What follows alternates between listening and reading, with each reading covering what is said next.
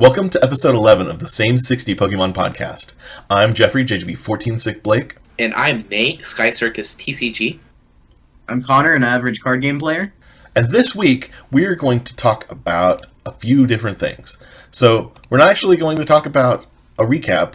Normally we do, but this time, we didn't really do anything Pokemon related this weekend. We got a lot of snow that kind of canceled some Pokemon for some of us, but other than that, it just wasn't a Pokemon weekend. For once. Instead, we're going to talk a little bit about the Charlotte meta, as well as make some predictions about what's going to finish where. Then we'll get into discussing some of the newly revealed cards, and then we'll wrap up with some Same 60 fun time as Connor and I battle it out to see who can be more accurate at guessing height and weight of Pokemon. With that said, let's go ahead and dig in to talking about Charlotte. So, should we just start with predictions, or do we want to talk about the overall meta and what we think is going to happen? I think we just start with predictions. All right, and we can kind of discuss the meta along the way, I guess. So, Nate, what do you think is going to win in Charlotte? Okay, so I think with all the Miraidon and Roaring Moon hype that's going around, I believe that Lost Box is going to take its win at Charlotte this weekend. And when I mean Lost Box, I mean more like the Kyogre with, the Iron Hands and Roaring Moon engine. Because it can just, practically beat anything. You have the Roaring Moon for Charizard. You have the Iron Hands for, Gardevoir. And I'm sure there's different other things you can do in the deck to have its way in certain matchups. Okay. So I low-key think that with someone that has enough practice under their belt with it, that's really comfortable with it, could make a version of that, the version that I love that plays triple effective glasses, into the BDIF. But having played that version, I can say it's rough. There's pricing issues and there's energy issues for trying to do Kyogre things. I think that we're going to see a Turbo Moon deck actually outperform that. And kind of, I think it's time. I think having played it, having won the tournament a couple weeks ago with it, the one thing, we had a cup in our area and it was won by Roaring Moon this last weekend. None of us were there, so we don't really get to talk about it, but Moon did win there and had another top 8 placing in the cup. So I'm going to say Turbo Roaring Moon wins Charlotte. I also want to put a side note. It also won the challenge on Sunday at PAX Masters. All right. Well then. Lots of wins coming down from Roaring Moon. I'm giving it Charlotte. Connor, what do you think's going to win? I think Giratina's going to get it again. I think Giratina, from what we've seen, is consistent. It has a high turnover to day 2 percentage that we saw at Portland this past weekend. I just think overall it's very solid, and I think it can take home another first place. Okay. I don't think Tina can do it back-to-back. I think it can. Oh, we'll see. All right. What do you think is going to finish in second place, Connor? I think it'll be Charizard. I think Charizard EX still being super strong, super smooth, and Azul constantly refining his list to change to work with the meta. It's working out quite well for him. I think he'll take him or someone else with the same sort of list will take a second place. I actually agree with you. That's what I had down as second place as well, is Charizard. And I agree. I think, so looking back to Portland, I think that Miraidon could have been refined to play Tapu Koko and make some comeback mechanics work against Charizard. But I think now the cat's out of the bag and we're going to see more Charizard lists playing switching cards. And that sort of takes away, it turns the Miraidon matchup back into a good matchup for Zard and a bad matchup for Miraidon. Whereas with Koko and Zard not playing enough switches, it kind of almost felt like it was in Miraidon's favor for a minute. But I think you're right. I think the lists are going to be refined further, and that is going to not be an issue anymore. It's also going to help Charizard against the random Snorlaxes when they run into him. So, yeah, I agree. Nate, what about you? What do you think is going to win second? Well, my pick disagrees with both of you. My pick is Miraidon. Okay. I think it has a pretty good matchup spread into the Charlotte meta. Like you said, it does have a hard time against Charizard, but it can probably squeak through with Raichu and Tapu Koko. But it's also a very aggressive deck. With it playing Path to the Peak, I think it could put itself in a high placement. Okay. And for me, second place. Okay. Well, I will say, Path to the Peak plus Coco could be a combo that does something to Zard. Then they have to hit an Arven, but It really depends, honestly. I don't know. I stand by Zard second place for sure. Okay, let's slow down and I guess not slow down, but speed up and not go so far in depth. Now that we've kind of covered I guess essentially top 3 or 4 decks that we think are going to be there. So, what about rounding out top 4? I'll start. Maximum of 1 sentence a piece for the decks. So, I think we'll see Miraidon and Mew in top 4. I think what Nate said, what I've said about Miraidon, being able to do some combos to get there is true. And I think Mew is just always a thing. I think Mew can use, this is a second sentence, sorry, but I've seen TM Devo in Mew actually make the Charizard matchup a lot better. And if you make that matchup winnable, then I think Mew can go far. So, with that being said, I also put Mew in my top 4 spot. With it being an overall really aggressive and consistent deck at the same time. It does like the same thing as Miraidon does, but it's far more aggressive. But it has, bigger weaknesses, like being weak to Dark and being a path-heavy deck. You can also lose to path because you rely off of Genesect. But if your opponent, plays Judge or Roxanne, and they put a path in play, and you have like no Force Heal Stone or Lost Vacuum, you might not have it out to, bumping that path. So that was more than a sentence, but I figured I'd put my rule on that. So you think and Mew... Oh, go ahead. And my other pick is going to be Tina. Tina's just does Tina things. Okay. Like it, overperformed at Portland. It was a Tina Mir. Did really well. All right. What about you, Connor? Third and fourth, I have Miraidon and then Lost Zone box variant. Mine is Tina, of course. I'm talking the Sablezard build. I'm talking the weird builds. I'm talking Lost Zone babies. I think that deck is still very strong, and of course, because of Miraidon, there is less play, but it's still getting there nonetheless. And then Miraidon being in the 3rd and 4th spot, which it's usually held this past few months at. I don't think there's been a regional recently where Miraidon's not in top 8, no matter which way you slice it. Okay. And then rounding out the rest of top 8, no explanation, just list the 4 decks that you think are going to be in top 8. You can repeat things, I don't care. And I guess we'll start with Connor. Rapid Strike, Guardian Mew, Snorlax. Okay. Nate? Alright. I said Snorlax, Charizard, Gardevoir, Giratina. Okay. So both of you said Snorlax and Gardevoir. I agree. I said Gardevoir and Snorlax. And then I said Tina, which matches what Nate said. And then I said the generic Lost Box here in top 8, not in top 4, not winning. So we seem to have similar thoughts on what's going to go where. I'm just the only one that has faith in Turbo Moon, I guess. All right. I'm a Chen Pao believer, but it is what it is. Wait. But you didn't list Chen Pao. I know. It's a good top 16 placement for sure. I mean, I can't even give it that. I'm sorry. Fine, top 32. It did that in Portland. It did do that in Portland. I mean, okay, once we get to like a wide enough spot, like something will slip through, but it's the deck. Like, people used to say that Tina was a bad deck because it sort of lost to itself, right? It was clunky. And if people ever thought that was true of Lost on Giratina, like, Chen Pao is that on steroids. It loses to itself all the time. And other decks can now, like, beat it anyway. So, I mean, I think you're just as likely to see Cloth in top 32 as you are to see Chen Pao. All right. So not highly likely?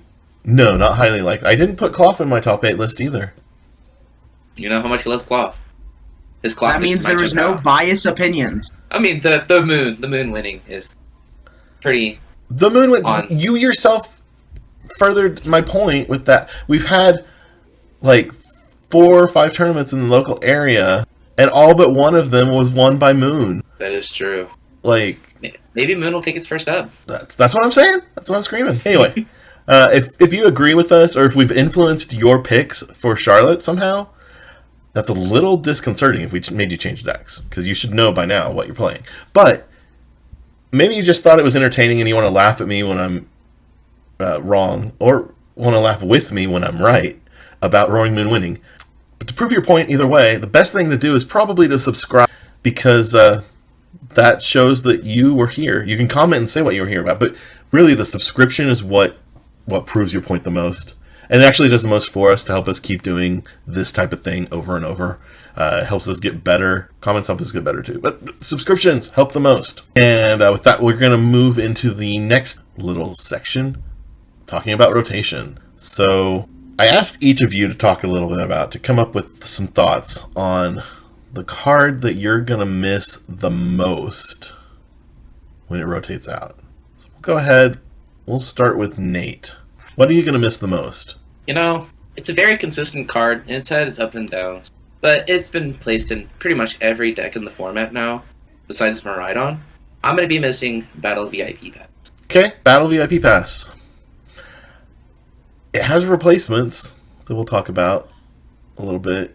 It's got the Buddy Poffin or Friend Poffin or whatever it ends up being called, where you can get 70 HP basics without the restriction of only being able to be played on turn 1. There's already the future card retrieval thing. Yeah. That lets you discard a card and get 2 future Pokemon. I think that that's kind of enough. I don't think we need Battle VIP. I think that it was a little bit too strong in being able to get, like, 200, 230 HP Pokemon. And a little bit too, like, ambly, because you can only play it on turn 1. So I'm actually, on the other side, I'm sort of happy to see Battle VIP go. So, Connor, please educate us as to something better than Battle VIP that you're going to be sorry to see go. I got 2 of them, right? One of them's a sleeper, the other one's not. Okay. I'm going to do that too. The sleeper is Galarian Moltres V. Alright. It's a sleeper. It's been around for a long time. It's seen multiple uses. Overall, great card. Very sad to see it leave, though. And then the second one, the one that everyone knows about, Raihan. I'll miss you. Just that pivotal point of having your Pokemon knocked out, being able to attach that energy and go and get a Gust card or something that you need for that turn. Mm-hmm. So pivotal in a bunch of matchups. Solid overall. Definitely going to be missing it the most. Yeah, I agree. One of the best energy accelerating cards too. Oh yeah, for sure. Yeah, the Raihan will be missed. You said Moltres V, right? Galarian Moltres V. Yes. Well, there's no other Moltres V, but yes, I did. Yeah.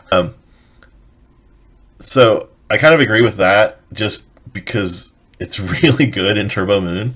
So I'm gonna miss it there. But no, so my low key pick, I'm gonna miss the spicy curry that makes crabs work. Cloth can't do cloth things without the curry. Just wait till they start making sandwich cards. You'll have a blast. Dude, I'm hoping that they will do something to give us another item that causes special conditions, because that card has not been with us long enough. We got it in Astral Radiance. Why is it marked with an E? It should not be. Even if Japan got it before us, I don't care that it makes sense. In some ways, it tears my heart out. And then the more generic card that actually sees play in lots of places, I think we're losing Escape Rope, and I think that's gonna, like, I don't think we are losing Escape Rope, but I think that is gonna be a sad thing for a lot of decks.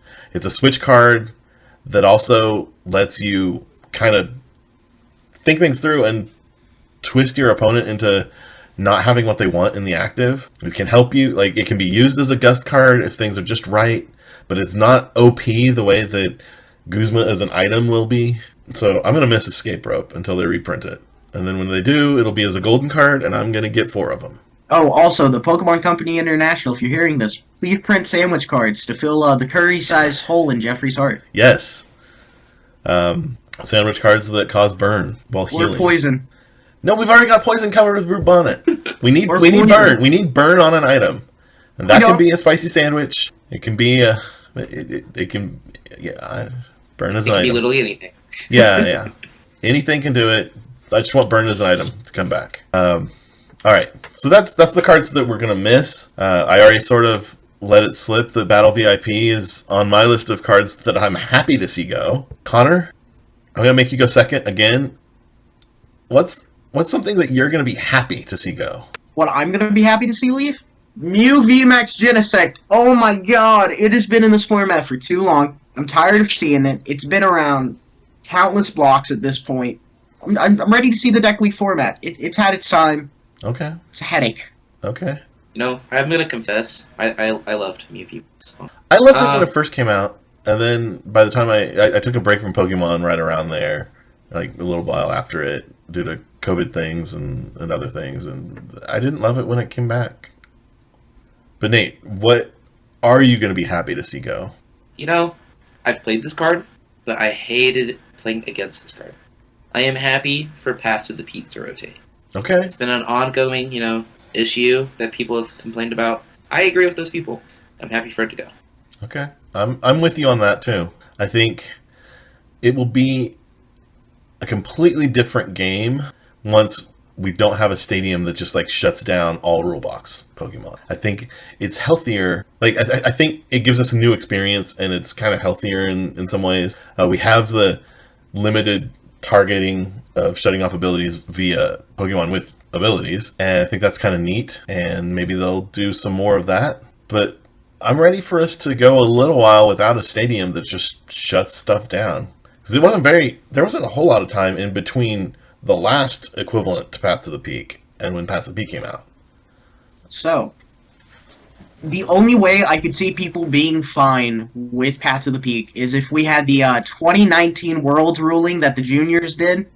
Did a change under Power Plant? That was For those of you that don't know, the Pokemon Worlds in 2019, a judge had said that yes, you can use Dedenne GX, which is a rule box mon that says discard your hand, draw 6 cards. Under Power Plant, which was Path to the Peak before Path to the Peak, it said if shut off all abilities of all Pokemon GX.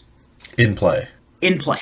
And I would love to have that ruling again, please. Or just don't do things with rule boxes, please. I want to be able to use my Infernal Rain for then 3 energy. Yeah. Or do something like totally crazy and be like, all Pokemon, you can't use flower selecting. Dude, if they printed something that said turn off all abilities, we're going to be in Seismitoad EX level of format. Anyways. Because there's been something like that before, and it was Silent Lab. All basic Pokemon don't have abilities. But that's just basics. Yeah, I want Garbotoxin back. No, that card was too good. They will never reprint that card. Garbotoxin was so good. All right, we're now talking about cards that are like 8 old. We're looking forward. Okay, so speaking of looking forward, we've already been talking about some of the cards that they're revealing from the next set, but we've had some new ones come out. I've got a few that I want to talk about, but I'm going to let you guys go first, and then I'll add on. I've been going to Connor over and over. So Nate, are there any cards that have been newly revealed since last episode that you are excited about? So I don't know if this is official or not. So there is a new band, like Muscle Band, Choice Band. I don't know the exact name of this card, but it says attacks that you do to Pokemon EX is increased by 50. Okay. It's an A spec, so I don't know if it's better than Boss Guzma pretty much. So I mean, it fixes some numbers, but overall, it's pretty okay. I have a hard time seeing it as being a better choice than the Guzma as an item. But maybe. We'll see. 50 is a big number to add on to damage. So, I mean, that lets Gardevoir EX, Oko, like basic EXs, and some stage 1s. Could be interesting.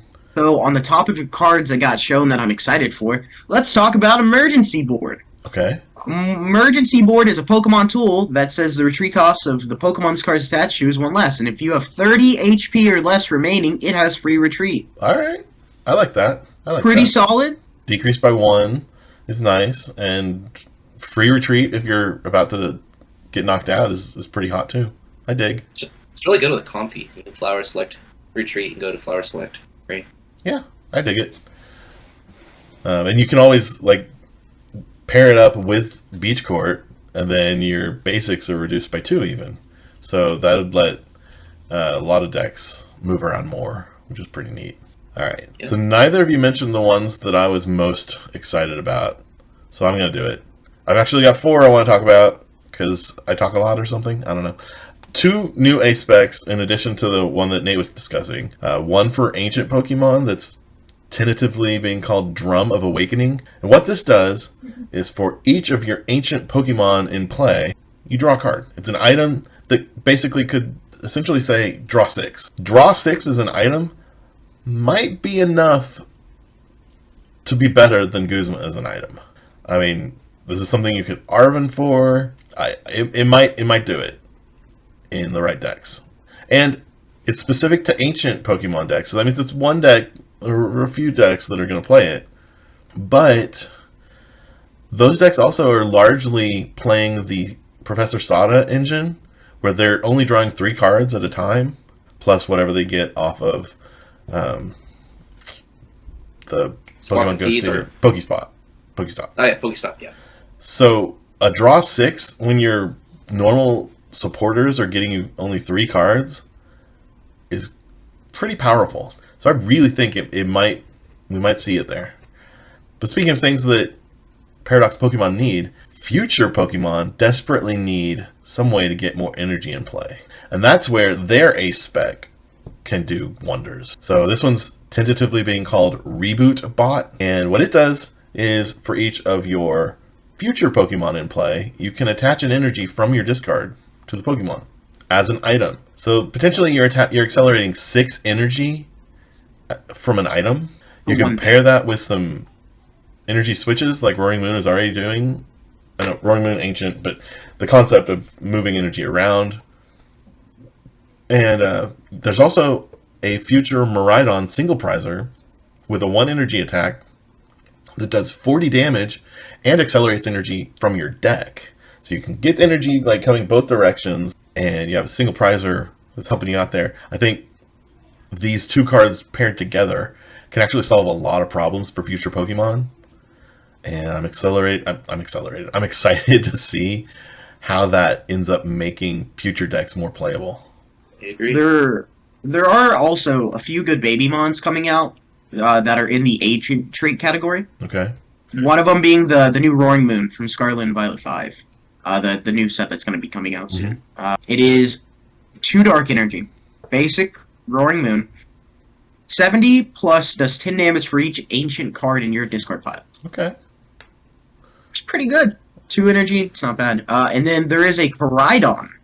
For 1 fighting, 1 colorless, does 30 for each of your ancient Pokemon in play. So it's a baby that's hitting 180 for 180 for 2 energy. It's ancient as well. So you can Sada onto it if you're off by a little bit. Okay. I don't know. I could see either of those being okay. Both of the attacks costing 2. I know that's like fine because they're ancient, so it's just like attach and Sada, but at the same time, it's taking up energy that you might want elsewhere. And the damage numbers are okay, but just okay in my mind. So I'm not convinced by either of those. I actually have much higher hopes for the last card that I wanted to mention, Relicanth. So Relicanth is just a basic Pokemon. Nothing about the card. Like, it's not going to be some huge attack or anything, but it has an ability that I'm excited to see coming back into the game. Its ability says that Pokemon in play can use any of the attacks from their previous evolution. So this is something we've seen paired up with Gyarados cards in the past, where they're, the Gyarados or Gyarados VMAX or whatever would have a big, hefty HP number, and then it'd be able to do damage based on that and get Okos that way. There was also Shocklock back in the past, where it used a Lillipup to use pickup, get an item from their discard pile. Yeah. Even further back all the way to the Mega Pokemon days, Mega Mewtwo was able to copy damage change from one of the base Mewtwo EXs and completely heal itself off that way while taking an Oko. So that was fun. So I don't think Relicanth is going to do much right now. There are some theories that with the new Incineroar EX, you can pair that with a Litten that does some kind of damage based on damage counters on it or something. I haven't looked into it because I don't think that that's going to be the way. But I think what's going to happen is that Relicanth is just going to sit there and no one's going to care and no one's going to care. And then a year from now, there will be some busted combination that comes out that makes Relicanth broken, or that is broken because of incorporating Relicanth. And I'm excited for when that happens. Yeah. Yeah. And unless either of you have any additional cards in the new set that are worth talking about, I think it might be time for It is some fun. time. No. Same 60 Is fun it time. time? Same 60 fun same time. 60 fun time. Let's go, Connor. That's, I am going to challenge you. that's, Mostly that's because interesting. that's just what has to happen. That's you versus It's me. what has to happen. What if I have Nate fill in for me? I'm your host today. What are you talking about? Our first Pokemon is Liepard. Connor, So- do you want to go first or second? Well, wait. We both need to go because we're doing a new thing. I talked to them about it earlier. I guess we should talk to you about it. We are both submitting our answers, writing them down before we actually answer. So you can't do the cheap, it's 0.1 more than what he said or 0.1 less. You don't get to be cheap the way I was with Nate last week. So we both have to write down our answers, but then Connor will actually tell his answer first. So weight of... All right, I got my answers from Connor. All right, I'm locked in for the weight. I haven't decided on a height yet. Connor, what's the weight? Give me 50 pounds for the large cat. 50 pounds. All right. I thought it was larger than you did, I guess. I said 90 pounds.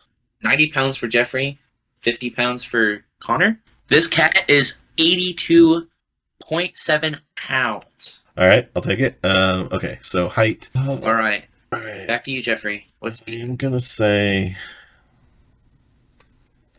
3'4". All right, 3.4. What about you, Connor? 3 foot 4 inches. All right, cool. 5'4". 5'4". Okay.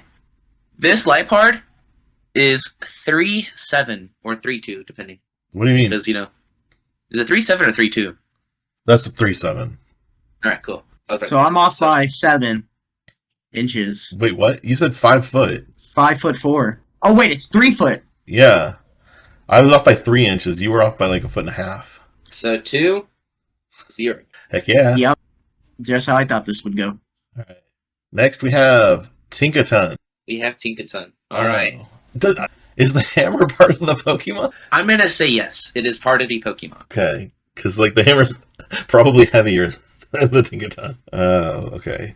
So I'm going to go... Must be a very strong Tinkaton. All right. Connor has submitted his. All right. I've got my weight written down. I said 140 pounds. 140 pounds? Yeah. Is that your final answer? Yeah, I wrote it down. All right. What about you, Connor?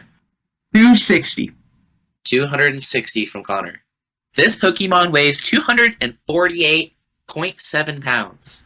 Dude. So Connor gets the win. Yeah. So that hammer... all right. 2-1. All right. Okay. If I can get Jeffrey to give me the height of this. I would say 3 feet. 3 Okay. feet tall. What about you, Connor? I got us at 4'4". Okay. The Pokemon is 2 feet and 4 inches. So point goes towards Jeffrey. So 3-1. So, all right. I was thinking of Tinkaton as being like a little like, I mean, Goblin? no, like Okay. hefty pixie. Now I'm thinking it's like a kind of like a dwarf, but the fairy dwarf. This is a good one, guys. Our Pokemon is Ting-Lu. Oh, geez. Okay. This Pokemon is the Furious Pokemon. Oh, no, the Runious Pokemon. All right. If I can get you guys to submit your answers, we'll start off with Jeffrey. Okay. I have my answer for height. Does Connor have his answer? Wait, I'm supposed to do weight first, aren't I? Yes. Connor has submitted his. Okay. I think this thing is massive, by the way. Okay. Well, I have my answer for height, so I'm going to go 292 pounds. 292 pounds? Yeah. All right, what about you, Connor? 545 pounds. Okay. I'm just going to say first off, none of you guys were close. This Pokemon is 1,542.6 pounds. But Connor's closest, so it goes to Yeah. Okay. Well, I guess we need to have a giant metal or cement thing on your head. All right. All right, Jeffrey, how tall do you think this moose is? So I'm changing my answer from what I had written down because he weighs like I had 7'1". I'm just gonna bump it up a foot and say 8'1". Okay. What about you, Connor? 6'8". 6'8". Okay. All right. This Pokemon is 8 feet 10 inches. So it goes to Jeffrey. Okay. I would have had that as So, 7'1". Okay. So it is 4-2. Alrighty. Is there another Mon, or is that it? I think we have a couple more. 1,500 pounds. Goodness. Okay. Yeah. All right. 4-2. All right, Spinda. This is Wait, haven't we done this one before? Yeah. Do you remember it? Because I don't. All right.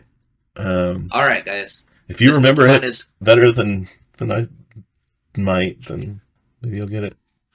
Spinda is the spot Pokemon.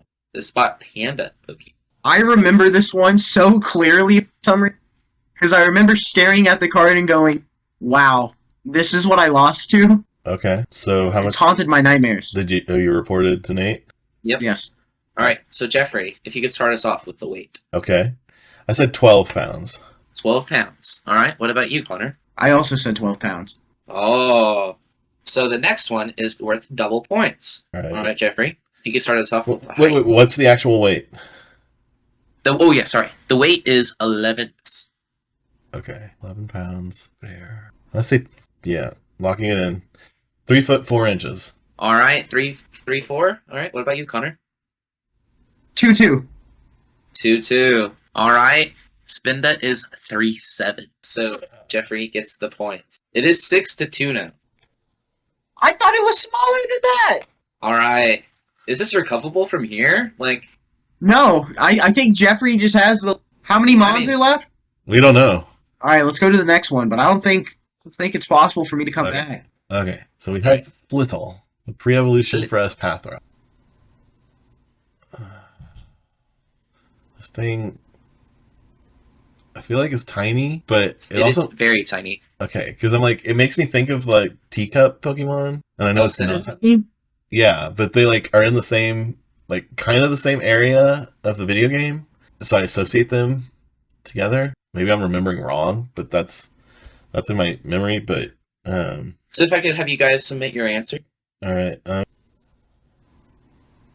right. okay. I'm gonna go this, and I'm gonna go. All right. Wow. All right. Connor's answer is pretty good. Okay.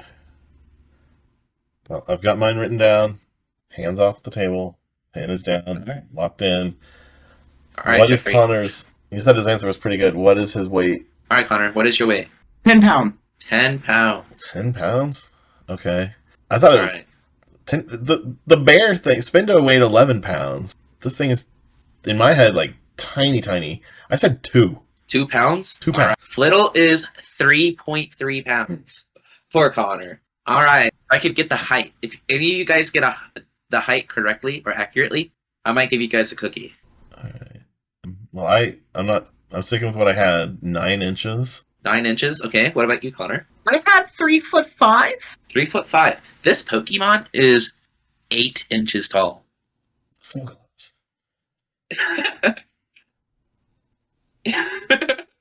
Connor looks like he is in despair. Oh, bro, why is it so small? All right. I don't like this fun time anymore. I think Dude. that I'm loving it. No. That means that Jeffrey wins this month of Funtime. But look forward for the top placements of Charlotte next week. We'll compete Funtime with that next week. Yep. And you won last month, right, Nate? You were the overall. I did win last month.